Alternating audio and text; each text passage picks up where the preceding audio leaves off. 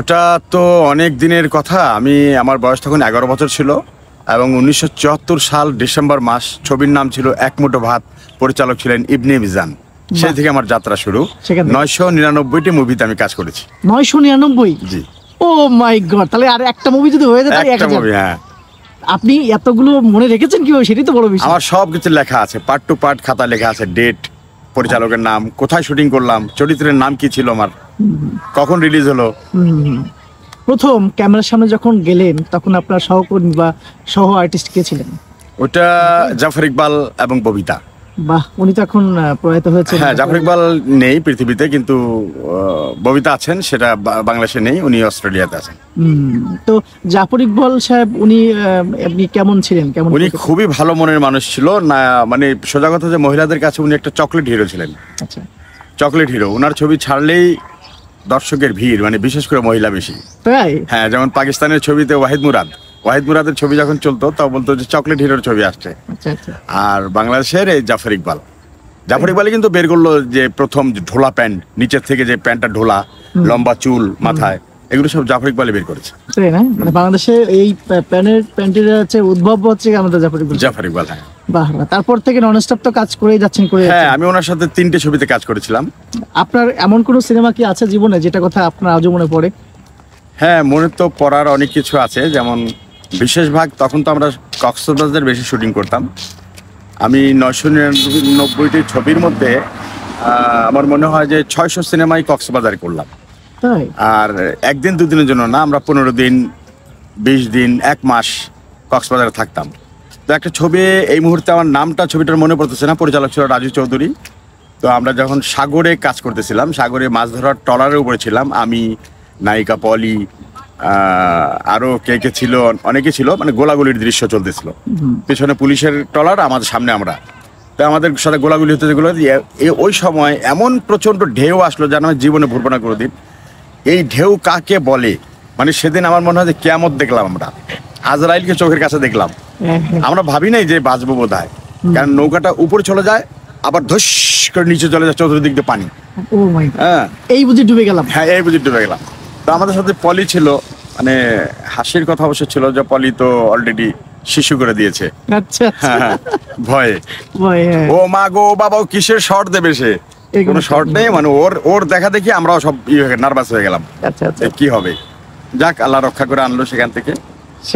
হ্যাঁ, তারপরে দীর্ঘ বছরের ক্যারিয়ারে অভিনয় প্রচন্ড ভালোবেসে তো এই পেশার সঙ্গে আছেন। আমি অ্যাকচুয়ালি অভিনয়কে ভালোবাসতাম, অভিনয়ের পিছনে আমি পাগল ছিলাম আসলে। মানে আমাকে গাইড দেওয়ার মতো কোনো লোক ছিল না।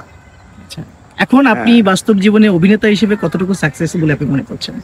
আমি মনে করি যে 999টা ছবি কিন্তু মুখের কথা না। আর এই ছবিগুলো করার সময় যে আমরা যে একটা আনন্দ পেতাম, হ্যাঁ, যেমন কক্সবাজারে 1 মাসের জন্য চলে গেলাম, মনে পড়ে না বাড়ির কথা, বন্ধু বান্ধব সব নিয়ে হইচই। তখন তো এখন রূপচাঁদা মাছ তো নাম শোনা যায় কিন্তু দেখা যায় না চোখে। তখন সেই বড় বড় রূপচাঁদা এক এক প্লেটে যে আমরা ভাত খাই, সেই প্লেটে এক প্লেটে একটা মাছ দিত, এক প্লেটে ভাত দিত। হ্যাঁ, এবং লোটটা শুটকির ভর্তা, মানে শুটকি অনেকগুলা খাবলা দিয়ে দিত, যত মনে চায়। গরুর পিসগুলি মাংস এরকম বড় বড় পিস হতো। মানে সেই লোভনীয় খাবার আর কোথায় চলে গেল। আর এমনিতে অ্যাকচুয়ালি তো ফিল্মে তো রাজকীয় খাবার ছিল।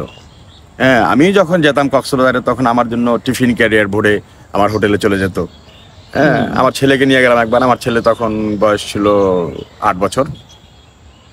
তো নিয়ে গিয়ে যখন হোটেলে খাইতে বসলাম, আমার খাবার আসলো, বাড়িটা খুললাম, গরুর মাংস আছে, কই মাছের ভাজা আছে, রূপচাঁদা মাছ আছে, রুই মাছ আছে, বেগুন ভর্তা টর্তা অনেক কিছু আছে, রুটি আছে, ভাত আছে, ডাল আছে।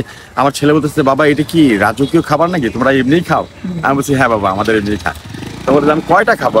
যতটা খাওয়ার খাওয়া বাবা, বাকিটা নিয়ে যাবো, ফেলে দেবো। এমন দিনগুলো মনে পড়ে আর কি, কোথায় হারিয়ে গেল সেই দিনগুলো। তো এর মধ্যে যে সিনেমাতে কাজ করে আমি হয়তো বা আমার নিজের পকেটের পয়সা দিয়ে আমি সারা বাংলাদেশ ঘুরতে পারতাম না। আমি এই চলচ্চিত্রকে কেন্দ্র করে সারা বাংলাদেশ ঘুরলাম, এবং বিদেশে Kolkata, Pakistan, Thailand, Singapore, Malaysia, Nepal এগুলো যেতে পারলাম এই ফিল্মকে কেন্দ্র করে। তার মানে এই ফিল্মে অভিনয় করে বা ফিল্মে এসে আসলে অনেক কিছু আপনি পেয়েছেন, অনেক কিছু পেয়েছি। হয়তো বা এই লাইনে না কাজ করলে হয়তো আপনি না, প্রশ্ন ওঠে না। মানে আমরা যখন ছোট ছিলাম আমরা জানতাম যে স্কুল জীবন একটা ছিল, আর দ্বিতীয় লাইফ পেয়েছিলাম সিনেমাতে প্রতিদিন নতুন নতুন বন্ধু বান্ধব আসতো, নতুন যেত, কাজ করতাম, অভিনয় নিজে চাইতাম যে দক্ষতা কিভাবে কাজ করা যায় যাতে দর্শক তালি বাজায়। এবং রাস্তায় মানে একটা জিনিস মনে পড়তো যে আমি যখন রাস্তায় বেরোতাম তো প্রচন্ড লোকের ভিড় আমার পেছনে পেছনে ঘুরতো, মাথায় চুল ছিল তো বড় বড় আমার, তো ঘুরতো পিছনে। এবং সিনেমা হলে আমি যতগুলো ছবিতে কাজ করতাম সবগুলো সিনেমা আমি হলে বসে দেখতাম। খুব সুন্দর। হলে বসে দেখতাম, তখন দেখা যায় অনেক সময় যে হলে গেলে পুলিশ প্রোটেকশন দিয়ে আমাকে ছবি শেষ হওয়ার 10 মিনিট আগে বের করে দিত। এত দর্শকের ইয়ে থাকতো। আচ্ছা, যেহেতু আপনি খল চরিত্রে অভিনয় করেছেন বা করেন, সেক্ষেত্রে আপনার হুমায়ুন ফরিদ স্যারের সাথে কি কোনো করেছি। উনি অভিনেতা হিসেবে এমনি অভিনেতা তো মানে ওনাকে মানে বলা বাহুল্য যে ওনার অভিনয় যেমন যারা চলে যায় তারা কিন্তু ভালো জিনিসটাই দেখিয়ে যায়। যেমন হুমায়ুন ফরিদি একজন, রাজীব সাহেব একজন, মির্জা আহমেদ, ইনারা যে অভিনয় করছেন, আগামীতে সেই অভিনেতা আসবে কিনা সন্দেহ আমার। আরেকটা চকলেট হিরো ছিল সালমান শাহ। যদিও আমি তার সাথে কাজ করিনি, তো আমি যখন চলচ্চিত্রে কেউ বাদ নেই, রাজ্জাক, শাবানা, ববিতা, সুচন্দা, কবরী, সবার সাথে আমি কাজ করেছি। হ্যাঁ, শুধুমাত্র সালমান শাহর সাথে আমার কাজ করা হয়নি। তখন আমি দেশের বাইরে ছিলাম, তো আসলাম, আসার পরে আমার সাথে হ্যান্ডশেক করে বললো যে আমার সাথে কাজ করবেন না? আমি বলছি হ্যাঁ করবো, এই তো ডেট পড়লো মাত্র। ওই ডেট পড়লো করে হঠাৎ করে আমার কোম্পানির ওখান থেকে, যেখানে সৌদি আরবে ছিলাম সেই কোম্পানি থেকে ফোন আসলো যে আর্জেন্ট তোমাকে আসতে হবে। তো পরের দিনই আমি ফ্লাইট করে চলে গেলাম, আর কাজ করা হয়নি। পরে শুনলাম যে উনি মারা গেছে। হ্যাঁ, তার মানে বলতে গেলে একটা স্মৃতি আসলে থেকে গেল যে ওনার সঙ্গে কাজটা হলো না। আর সপ্তাহখানেক থাকলে দেশে আমি কাজ করতে পারতাম। এটা একটু খারাপ লাগে, একটু আফসোস লাগে আসলে, জি। ওনার মতো একটা মানুষের সঙ্গে কাজ করতে পারলেন না। তো সবকিছু মিলিয়ে ভালো আছেন, আপনার অভিনয় জীবন আরো অনেক সুদূর প্রয়াসী হোক। হ্যাঁ, আমি যখন অভিনয় করতে আসলাম তো আমার ফাইট ডিরেক্টর যেটা ছিল, ওরা বলতেছে গুলজার তুমি ফাইট ডিরেক্টর হয়ে যাও। আমি বলছি না ভাই, আমি ফাইট ডিরেক্টর হবো না। বললো যে কেন? তখন বললাম যে ভাই, ফাইট ডিরেক্টর হলে আমি থাকবো ক্যামেরার পেছনে, আমি চাই ক্যামেরার সামনে আসতে দর্শক আমাকে দেখো, আমি যে অভিনয় করবো সেটা দিয়ে আমি প্রফুল্ল, আমি মানে আনন্দ পাবো আমি দেখে পর্দায় যে আমি কেমন করলাম। হ্যাঁ, তো সেই বড় পর্দায় আমি বসে ছবিটা দেখতাম যে কেমন করছি, দর্শক কি বলে। হ্যাঁ, আগের মতো তো এখন আর সিনেমা না ভাই, আগের দিনে তো সেই জায়গাটাতে কেমন লাগে এখন খুবই দুঃখ লাগে, মানে কি যেন হারিয়ে ফেলেছে জীবন থেকে। সিনেমার কথাটা মনে পড়লে এখনো আমি যে ইউটিউবে কাজ করতেছি, শর্ট ফিল্ম পেজের কাজ করতেছি, কিন্তু কেউ যদি আমাকে বলে যে গুলজার তুমি ওই তারিখে ফিরে আসো, আমার একটা ছবি করবো ভাই, মানে অন্ধের মতো চলে যাই। টাকা পয়সা চিন্তা করি না, যে টাকা কি দেবে দেখ, সিনেমার প্রতি একটা ভালোবাসা। হ্যাঁ, জীবনে তো টাকা অনেক কামালাম, অনেক অনেক অনেক, প্রতি মাসে 2 লাখ 2.5 লাখ, হ্যাঁ, এবং প্রতিদিন 4,000 টাকা পকেটে থাকতোই। এখন এই যে আপনারা নাটকে কাজ করছেন, ইউটিউবের কন্টেন্টে কাজ করছেন, ফেসবুক পেজে কাজ করছেন, আপনার কাছে কি কখনো মনে হয় যে আমি তো ফিল্মের একজন অভিনয় শিল্পী ছিলাম, আমি এখন ইউটিউবে কাজ করছি বা কন্টেন্টে কাজ করছি? আমাদের দেশে কিন্তু অনেকেই বলে যে ইউটিউবে কাজ করছে, কেমন ছোট করে দেখে। আপনি কি এই প্ল্যাটফর্মকে কখনো ছোট করে দেখেছেন? না, এটা আসলে ছোট করে দেখার কিছুই নেই। এটা যত হলো যে মানে অভিনয়, জাস্ট অভিনয়, সেটা বড় পর্দা আর ছোট পর্দা আর মিনি পর্দা একই, সেটাই প্রদর্শন হচ্ছে, হয়তো মোবাইলে, হয়তো টিভিতে, হয়তো বড় পর্দায়, কিন্তু অভিনয় তো একটাই।